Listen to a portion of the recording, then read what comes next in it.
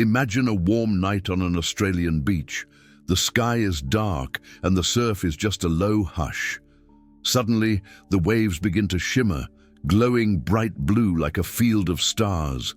A retired fisherman from Jervis Bay, staring at the water with his grandchildren, is stunned. He recalls his nana telling him that the ocean and the sky speak to each other, that sometimes the spirits light the sea to show the way. Tonight he is seeing exactly that, and he whispers to the kids, "This is the ocean of stars."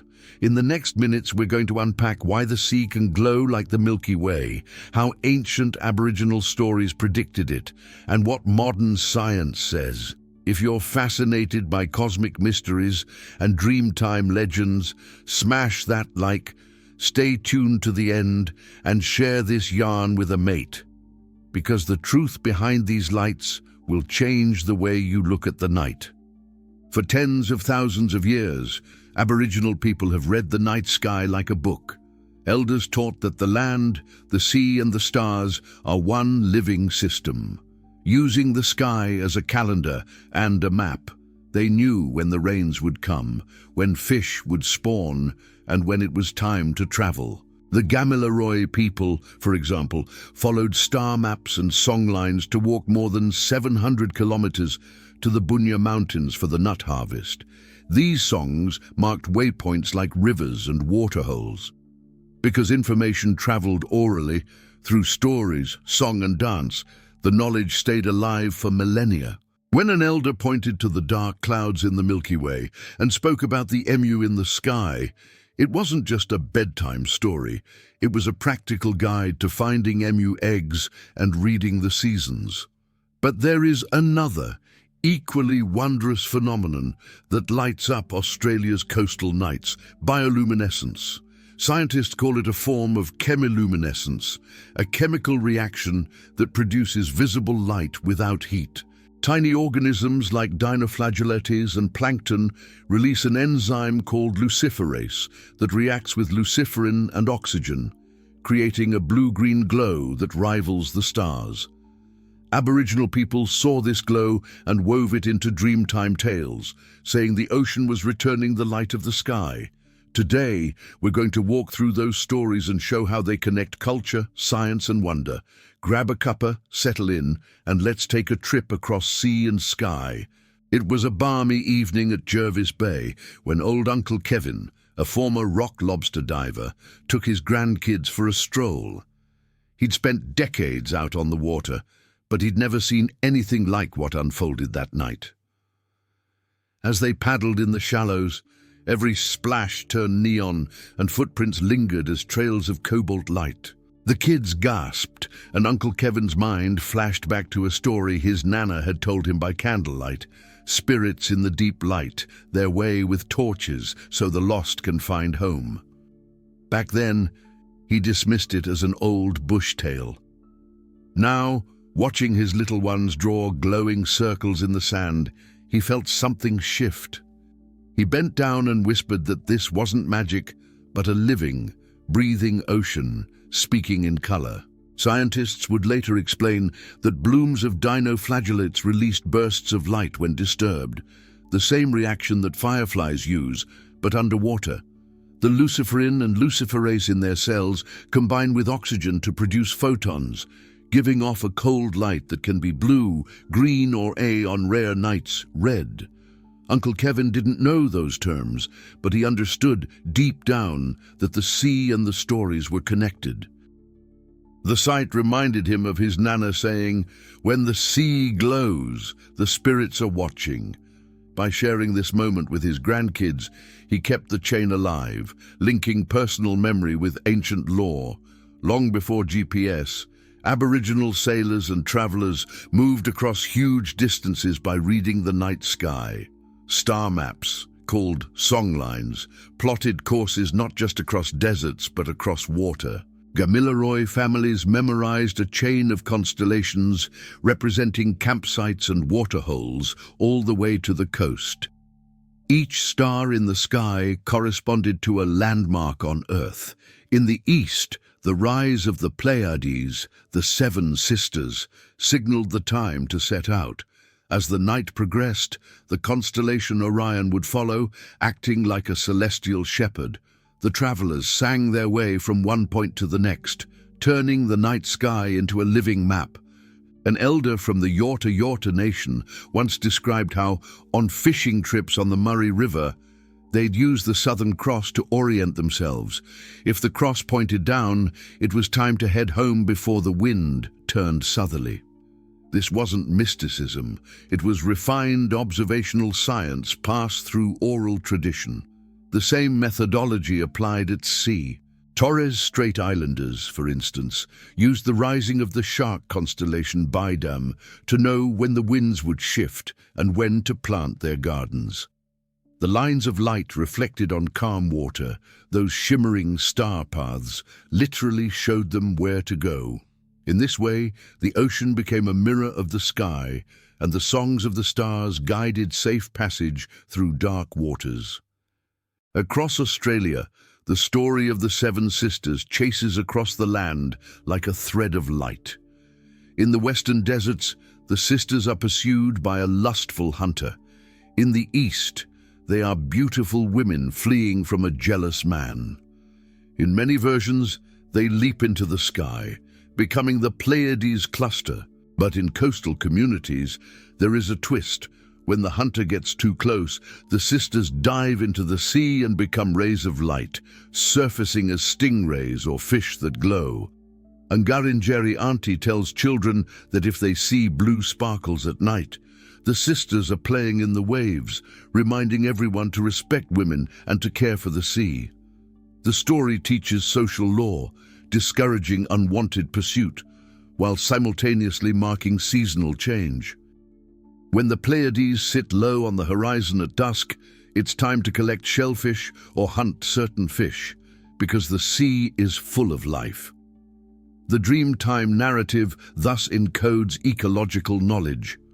It tells fishers when to cast nets and warns of rough weather when Orion the hunter is high in the sky. For kids hearing these tales, the cosmos becomes a theater. The stars are characters with feelings and consequences. And when they later see the ocean sparkling, they don't just see a chemical reaction. They recognize their ancestors' sisters dancing. So, what exactly makes the ocean light up? Bioluminescence is a kind of cold light produced by living creatures. At its heart is a simple reaction. An enzyme called luciferase helps a molecule called luciferin react with oxygen.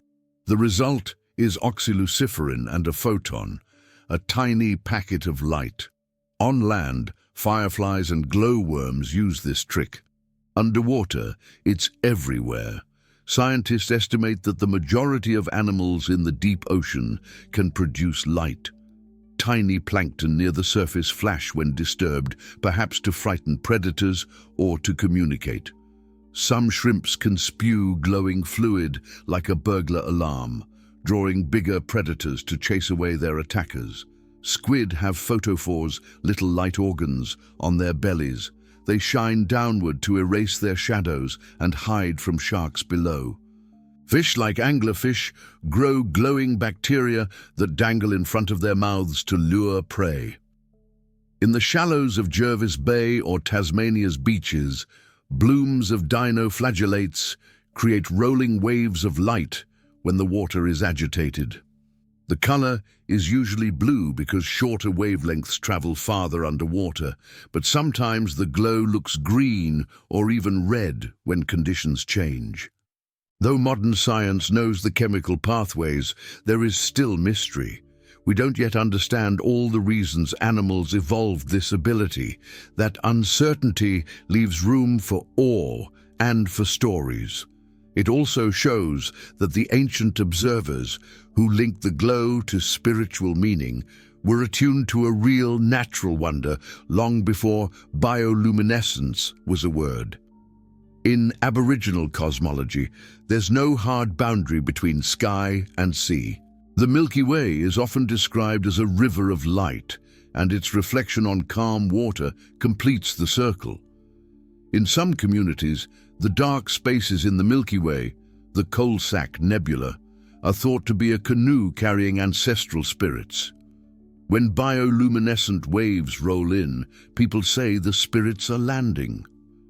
A Wiradjuri schoolteacher recently took her class to a beach when she'd heard the blue sand was visible. She asked the kids to stamp their feet, and as footprints burst into light, they squealed. Then she pointed up to the Milky Way and told them the same story her grandfather told her, that each glowing footprint was a star that had fallen to Earth. Experiences like this show how Dreamtime narratives and science education can coexist. Songlines describe not just constellations, but currents and tides.